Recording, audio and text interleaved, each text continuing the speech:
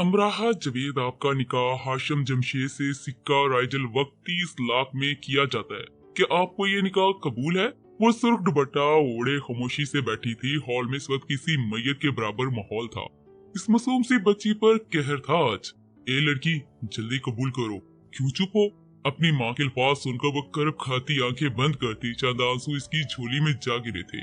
अमराहा जवेद आपका निकाह हाशिम जमशेद से सिक्का राजल वक्त 30 लाख में किया जाता है। क्या आपको ये निकाह कबूल है? कबूल है। इसके अल्फाज पर तस्मिया बीबी को चैन मिला था। एक लंबा सुकून का सांस खारिज करती वो तंजिया मुस्कुराई थी। कबूल है, कबूल है। वो तीनों बार हाँ कर चुकी थी। दिल में घुटन थी वो कैसे अपने छोटे भाइयों की उम्र वाले लड़के से निकाह कर सकती थी। वही सोच रखती थी जब कानों में आवाज सुनाई दी, बड़ी बेगम साहिबा, अभी अभी खबर मिली है अस्पताल से कि अम्मा सही का इंतकाल हो चुका है। मुलाजमा के अल्फाज ही काफी थे अमरा की जान लेने के लिए, जिनके लिए वो ये रिश्ता कबूल कर चुकी थी, जिनकी चाह में आड़ में वो इस रिश्ते के मुकम्मल होने पर दुनिया से ही रुखसत हो चुकी थी। कोई नहीं, अल्लाह खैर करेगा, उम्र गुजार कर ही गई है। तस्मिया बीबी तंज कहती मौलवी साहब को जाने का कहती है। कैसे कोई इतना बेहिस हो सकता है? वो दिल में सोचती अपना दुपट्टा उतार कर तस्मिया बीबी की तरफ नम आंखों से देख रही थी। प्लीज मामा, मुझे दादू के पास जाना है। नहीं, तुम अभी नहीं जा सकती, वो तुम्हारे कमरे में इंतजार कर रहा है। तस्मिया भी इसके पास आई, हाथ पकड़ती कहती है, मामा दादू चले गए इस दुनिया में, आप तो मुझे इनके पास जाने दे। आखिर किस बात की सजा है मुझे? वो अपना हाथ पीछे करती चीख रही थी जब इसकी माँ ने जरा भी लिहाज किए एक सर्द थप्पड़ इसके चेहरे पर रसीद किया था। वो पल भर में खामोश सी हो गई थी। चुप कर कमरे में चलो, वरना तुम्हारी दूधों के पास कभी नहीं जाने दूंगी। अभी कल मैयत का दिन है, वरना शक्ल तक नहीं देखने दूंगी तुम्हें। अमरा की कलाई पकड़ती वो ऊपर वाले कमरे में ले जा रही थी। अगर देखा जाए तो ये घर बिल्कुल हवेली की तरह नजर आता था। पुराने जमाने के डिजाइन पत्थर इमारत को भी इसी तरह बनाया गया था। 2-3 कमरे गुजर जाने के बाद वो एक कमरे के बाहर रुकती दरवाजा खोलती है। जो तुम्हारा सही कहेगा तुम वही करोगी, समझ में आई बात? यकदम दरवाजे के अंदर धक्का देती वो बाहर से दरवाजा बंद कर देती है। वो कमरे में आती हैरान हुई थी। 12 साल बच्चा जिसकी आंखें ग्रे कलर की थी, बाल माथे को छुपाते थे, रंग बिल्कुल सफेद बादाम जैसा, पैंट शर्ट में मलबूस, बड़े ही आराम से अपने टैब में गेम खेल रहा था, जैसे इस लड़की के आने पर कोई खबर ही ना हुई हो।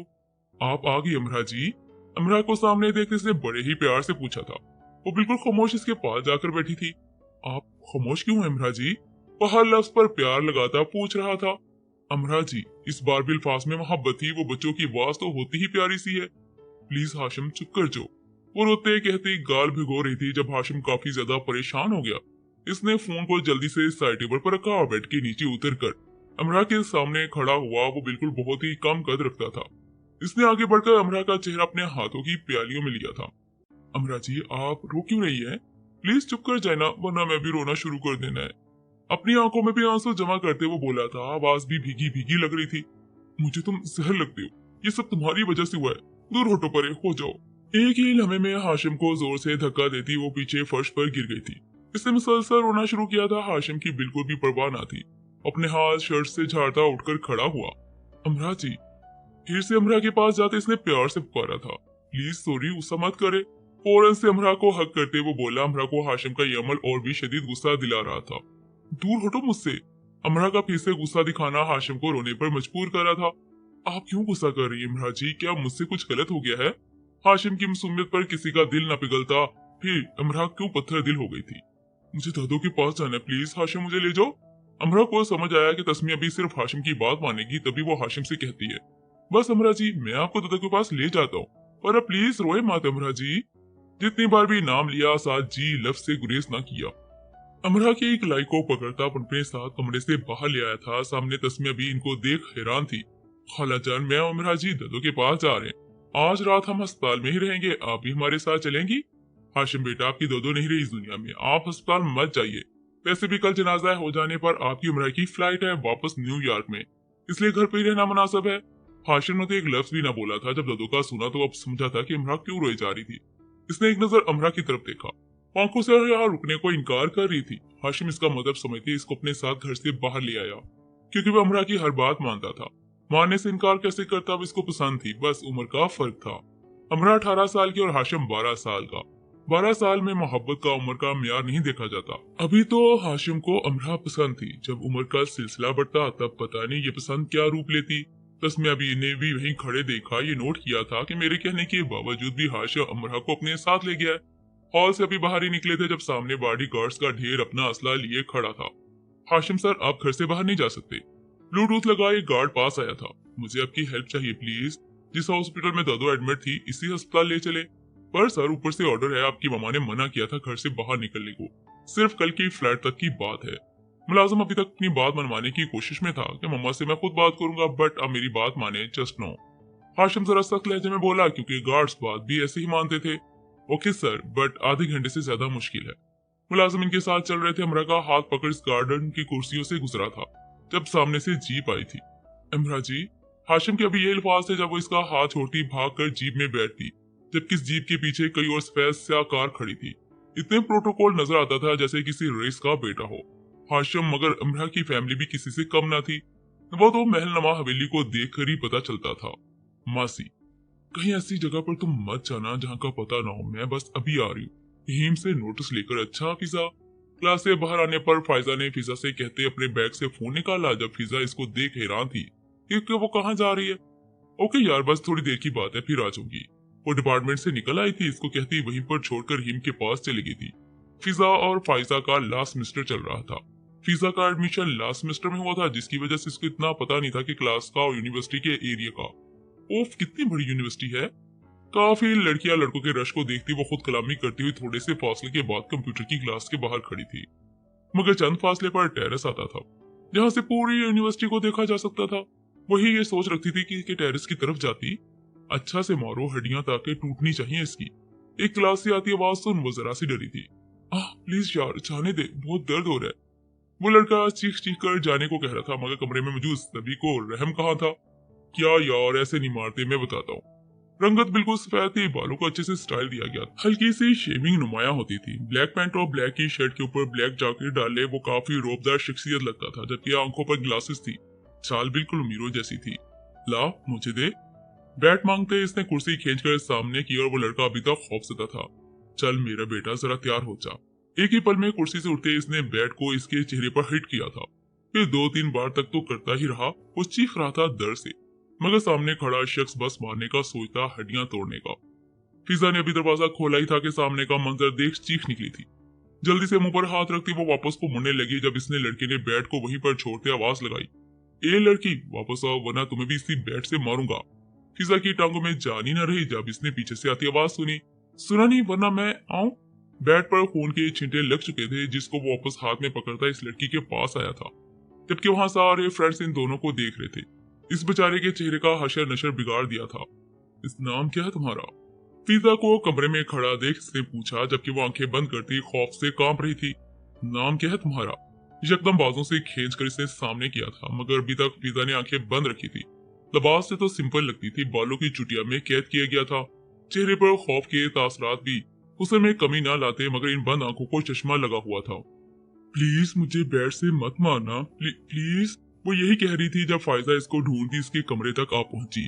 मार दूंगा बैट से अगर आंखें ना खोली तो। जमशेद ने भी धमकी दी थी। यकदम आंखें खोली थी। वो सामने लड़कों को इग्नोर करती जख्मी लड़की की तरफ देखती है। आंखें बिल्कुल ब्लू जैसी थी।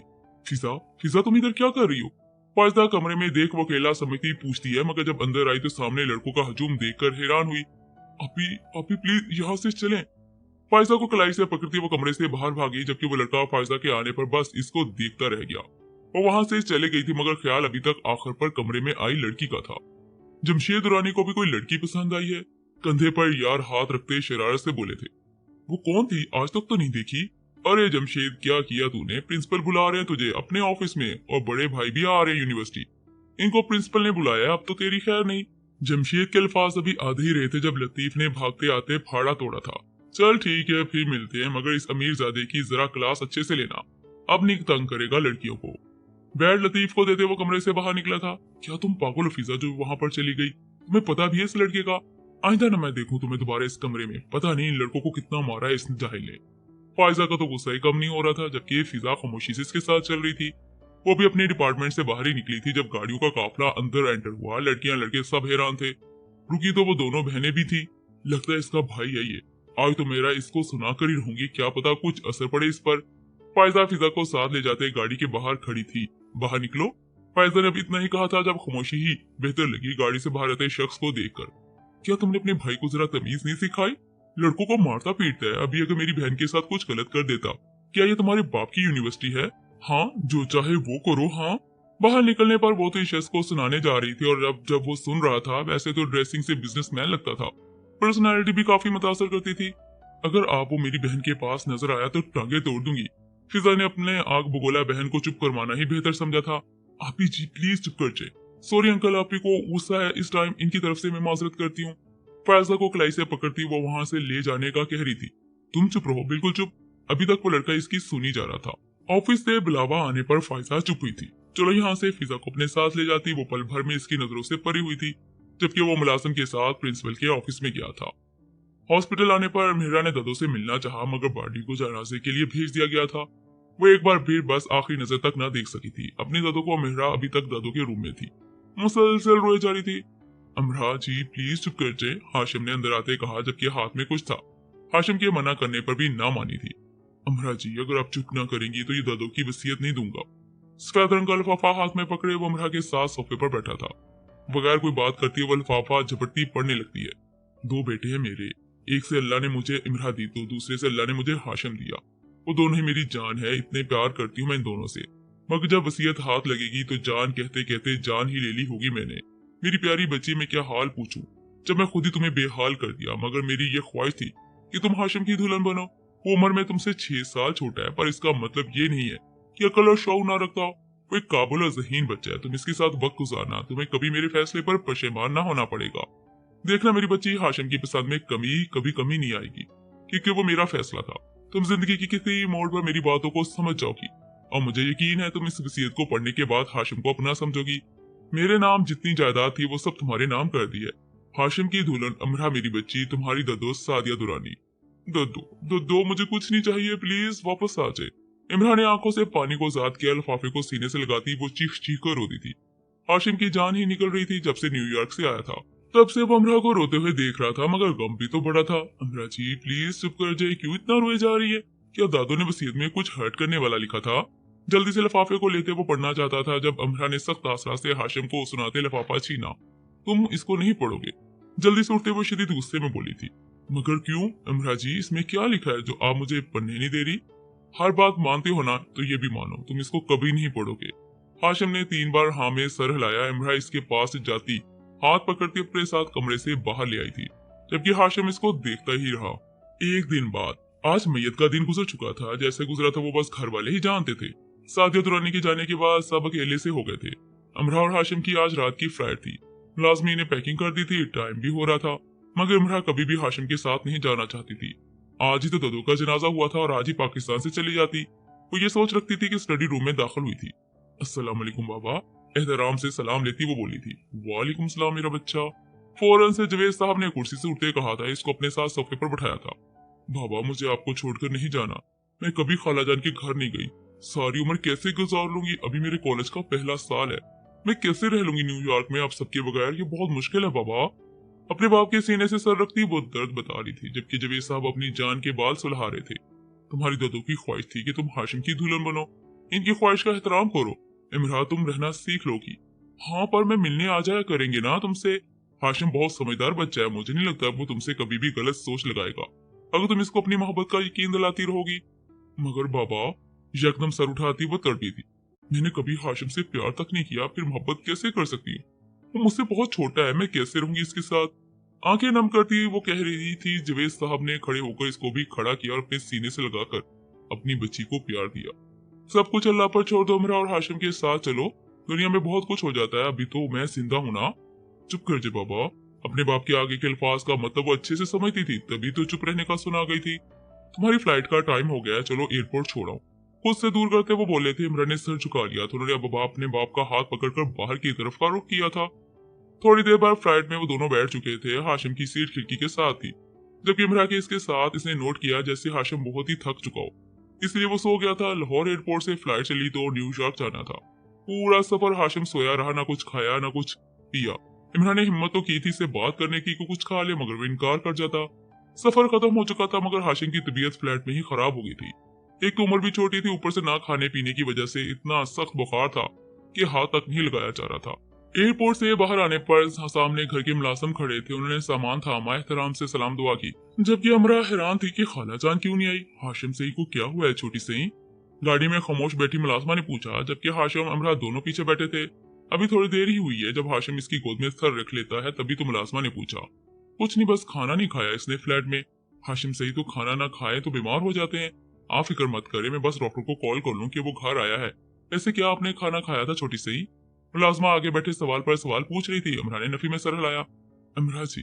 अमरा का हाथ पकड़ते हाशिम ने अपने गाल पर रखा था। घर आने पर आपका खाना खा लेना, भूखे रहे तो बीमार हो जाते हैं। आंखें बंद थी, खुद बुखार में मुब्तला वो अमरा की फिक्र में डूब रहा था। अमरा ने पहले तो चाहा कि हाथ वापस को खींच ले, फिर दिल ने इजाजत ना दी। बेसाख्ता हाथ इसकी गाल से बॉलों में चले गए थे। वो हाशिम के चेहरे को देख रही थी। गाल बुखार से सुर्ख हो चुके थे, जबकि सांस दोनों आजाद लबों से वो ले रहा था। आंखें तक खोलने की हिम्मत न थी। तकरीबन 15 मिनट बाद गाड़ियां एक जंगल की तरफ मुड़ी थी। तभी अमरा ने मुलाजमा से पूछा, ये गाड़ी इस तरफ क्यों जा रही है? मुलाजमा पहले तो चौंकी, फिर जवाब दिया, आपके मामू सही ने घर सिटी से अलग बनवाया है, हम हमेशा यही रहते आए हैं। अमरा ने नोट किया था कि जब से आई है वो हवेली में बोली जाती जुबान में बात करते थे। ये सही तो हवेली में बोला जाता था, फिर न्यूयॉर्क में क्यों बोल रहे थे? गाड़ी सुनसान सड़क पर चल रही थी, मगर इर्द गिर्द काफी दरख्त थे, काफी खुला इलाका था। देखते ही देखते गाड़ियां घर में एंटर हुई। वो बिल्कुल किसी का नायाब बंगला लगता था। बाहर से टाइल्स स्याह रंग की थी।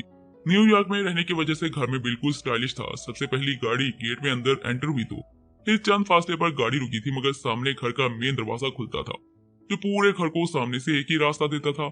मुलाजिम ने जल्दी से बाहर निकलकर सामान गाड़ी से निकाला था और अंदर को चला गया था। मुलाजिम अभी सामान निकालती दूसरों को हुक्म सुनाने में मसरूफ हो गई थी। हाशिम घर आ गया, उठो, इसने हाशिम से कहा, जबकि वो बिल्कुल खामोश इसकी गोद में लेटा था। जैसे खबर ही ना हो। बेख्तियार हाथ बुखार चेक करने के लिए माथे पर गया, मगर फिर ऐसे महसूस हुआ जैसे किसी जलती चीज पर हाथ रख लिया हो। इतना सख्त बुखार। मुलाजमा ने दरवाजा खोला तो अमरा ने बेफिक्री से एक नजर हाशिम की तरफ, दूसरी मुलाजमा की तरफ देखा था। क्या हुआ छोटे सही? इसको बहुत ज्यादा बुखार हो चुका है और ये उठ भी नहीं रहा। छोटे सही, अभी मुलाजिम नहीं आया जो इनको उठाकर अंदर ले जाए। अगर कहती है तो मैं बुला कर लाती हूँ। नहीं रहने दे, आप बस डॉक्टर को बुला ले। मुलाजमा की बात को वो समझती इमरान ने जैसे तैसे करके गाड़ी से बाहर निकलकर हाशिम को गोद में उठाया था। मुलाजमा हैरान थे कि इमरान ने हाशिम को गोद में कैसे उठा लिया। अगर देखा जाए वो तो अभी सिर्फ 12 साल बच्चा था, खाता पीता बहुत कम था, इसलिए अमरा इसको उठा सकती थी। मुलाजमा के रास्ते बताने पर वो कमरे में लाई। अभी घर को गौर से देखने की कहाँ पड़ी थी, बस एक नजर कमरे पर ही गई थी, जो तकरीबन हवेली के 3 कमरों को मिलाकर एक कमरा लगता था। मैं अभी आती हूँ, जल्दी से मुलाजमा कहती कमरे से बाहर निकल गई थी, मगर थोड़ी देर बाद वो डॉक्टर के साथ आई थी। अमरा तो सोफे पर जाकर बैठ जाती है। 5 मिनट ही हुए थे जब डॉक्टर ने चेकअप कर अमरा को बुला लिया था। बुखार बहुत तेज है, आप कोशिश करें ज्यादा ख्याल रखें, वरना कुछ नुकसान भी हो सकता है। ठंडे पानी की पट्टियां करते रहे, मैंने इंजेक्शन लगा दिया इनको। थोड़ी देर में होश में आने पर खाना लाजमी खिला देना आप, फिर चाहे जितनी मर्जी इनकार करे। अब मैं चलता हूँ। डॉक्टर की सुनती वो खामोश रही थी। इसके कमरे से बाहर जाने पर वो एक नजर कमरे को और देखती है।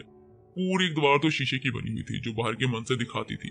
बाकी बात का दरवाजा साइड पर था। इसके कमरे में एक स्टडी रूम का दरवाजा भी खुलता था। ग्रे कलर के सोफे, जबकि पूरा कमरा सफेद रंग का बेड। हाशिम की और इसकी फैमिली की फोटो दीवार पर लगी थी, जिनमें से कुछ वो अकेला भी खड़ा था। बेड के सामने एलईडी लगी हुई थी, जो आधी से कम दीवार को छुपा गई थी। कमरा देखते वो डूब गई थी। वो वापस को मुड़ी तो हाशिम का हाथ बेड से नीचे जा गिरा था, जैसे बेजान सा हो गया। जल्दी से पास जाती वो हाथ को थामती बेडशीट पर रखती है। बुखार चेक करते चेहरे पर थोड़ी सी तो फिक्र आई हुई थी। छोटे सही, आप आराम कर लें, हम खुद हाशिम सही को पट्टियां लगा देते हैं। मुलाजमा को कमरे में देख वो फौरन दूर हटी थी। नहीं नहीं, मैं कर लेती हूँ। ठीक है छोटी सही। मुलाजमा ने पानी और सफेद पट्टियां लेती वो मेज पर जाकर रखती है, जबकि एक सवाल दिमाग में घूमने लगता है, क्या खाला जान घर पर नहीं है? मुलाजमा पहले तो खामोश रही, फिर सर झुकाकर जवाब दिया, वो रात को मिलेंगी आप दोनों से, अभी आराम कर रही हैं। आप हाशिम के बुखार का मत बताइएगा, वो बहुत टेंशन लेती है। डॉक्टर ने मना किया है, अब मैं चलती हूँ। अगर कुछ चाहिए तो बस आवाज दे दीजिएगा छोटे सही। मुलाजमा की बात इमरा को समझ ना आ रही थी कि खाला जान बीमार रहती है। वो यही सोच रही थी जब हाशिम ने बंद आंखों ही से पानी मांगा था। इमरा जी। जल्दी से पास जाती, जग से पानी ग्लास में डालते वो हाशिम को उठाती पानी पिलाती है। दोबारा लेटाते वो पास ही बैठती है। हाशिम अभी तक बंद आंखों से लेटा था। इमरान ने बेड पर इसके साथ बैठते पानी की पट्टियां करनी शुरू कर दी थी। खुद भी ट्रैवल की वजह से वो थकी हुई थी, मगर पट्टियां करना लाजमी थी, क्योंकि अगर बुखार ठीक ना होता तो नुकसान भी हो सकता था। बस यही ख्याल लाती वो डॉक्टर की बात को सीरियस लेकर पट्टियां करती रही थी।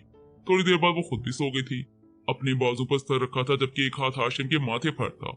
वो लेटी भी तो इसी स्टाइल से थी जैसे सोने पर इसको फिक्र हो, न जाने ये उम्र का सिलसिला खत्म होने पर इन दोनों में मोहब्बत होगी फिर या हाशिम की पसंद में कमी आएगी, या फिर इमरा की नफरत दुश्मने जाना बन जाएगी।